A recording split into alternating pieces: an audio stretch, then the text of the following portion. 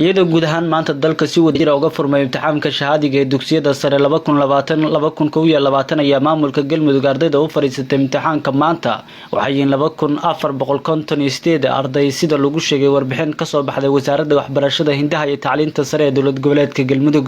Ardayda dugsiyada sare ee imtixaanka galaysa Caabudwaaq ayaa maanta ka kala yimid 8 iskuul waxayna gaarayeen 259 arday kuwaasi oo xarunta jaamacadda ummadda farceeda Galmudug looga qaadiyo imtixaanka. Saciid Muuse Barre madaxa waxbarashada degmada Caabudwaaq oo u furay ardaydan galaysa imtixaanka shahaadiga dugsiyada sare ee degmada Caabudwaaq ayaa guul u rajiyay dhammaan ardayda. Ilaahay baa mahad leh.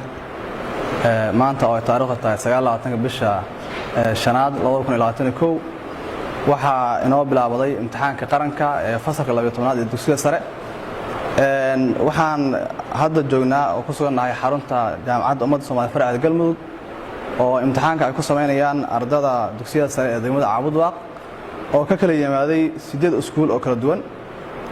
Ardayda maanta imtixaanka u fariistay Caabudwaaq ee dugsiga sare tirada waxa weeyaan 259 arday.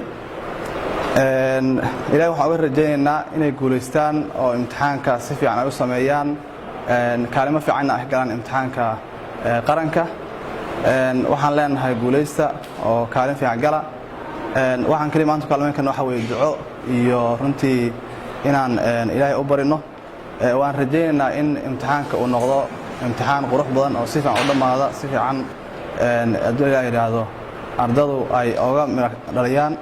qaar ka mid ah ardayda galabsa imtixaanka shahaadiga ee degmada Caabudwaaq ayaa dareenkooda uga warbixiyay warbaahinta ka hor intaysan u fariisan imtixaanka. Raxiim magacay waa Annaan Baashi Axmed oo ka socda iskuulka Tayo Primary and Secondary. Maanta waa maalintii ugu horeysay ay imaada jaamacadda ummadda Soomaaliyeed oo aan imtixaan ku galo. waxaan rajaynayaa insha Allah guul dhamaan ardaydeena ka degma ahaan Caabudwaaq. ugu horreyn assalaamu calaykum waraxmatullaahi wabarakaatuh. magacaygu waa Aisha Mukhtaar Axmed Faarax ka socota iskuulka Sanad Primary and Secondary School. maanta waxaan ku galayaa imtixaanka magaalada Caabudwaaq. aad baan ugu faraxsanahay inaan maanta imtixaanka u fariisanayo. waxaan rajaynayaa guul aniga iyo dhammaan ardayda igu xeeran oo imtixaanka ila galaysa. dhanka kale wasiirka waxbarashada dowlad goboleedka Galmudug ayaa xusay inay jiraan arday reer Galmudug oo cilado jiro awgood maanta u fariisan imtixaanka kuwaasi oo wasaaraddu ay ballan qaaday inay heli doonaan fursado degdeg ah oo imtixaanka looga qaadayo. Saciid Cabdi Maxamed TV Universal Caabudwaaq.